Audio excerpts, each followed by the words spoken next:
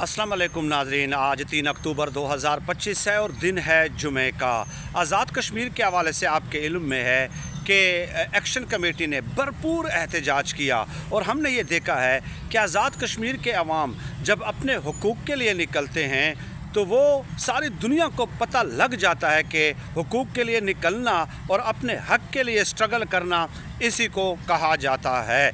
चुनांचे उनका एक बहुत बड़ा मुतालबा था कि आज़ाद कश्मीर की जो 12 नशिस्तें हैं उनके ऊपर इंतखाबात होते हैं पाकिस्तान में, यानी कि आज़ाद कश्मीर में नहीं होते। नुमाइंदे बेशक कश्मीरियों के होते हैं लेकिन इंतखाबात उसमें होते हैं पाकिस्तान में। ज़्यादातर पंजाब 12 में से ज़्यादातर सीटें जो हैं वो पंजाब में होती हैं, फिर सिंध, फिर एक आध केपी में होती है।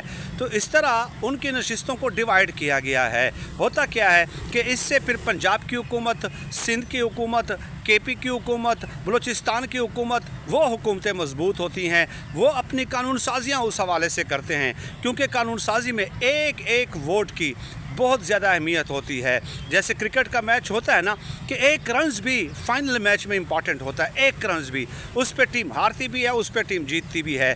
तो इसी तरह पंजाब, सिंध, केपी के खुसूसन पंजाब में 12 में से ज़्यादा नशिस्तें हैं।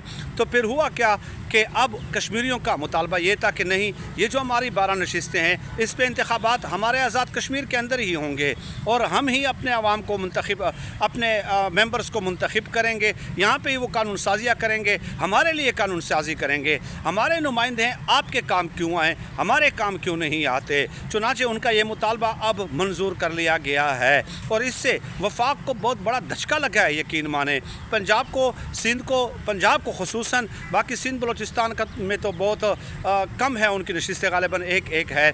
तो ये जो 12 सीटें हैं, 12 में से 7-8 पंजाब में हैं, ये बहुत बड़ा धचका है मरियम नवाज़ की हुकूमत के लिए, शहबाज शरीफ साहब की हुकूमत के लिए।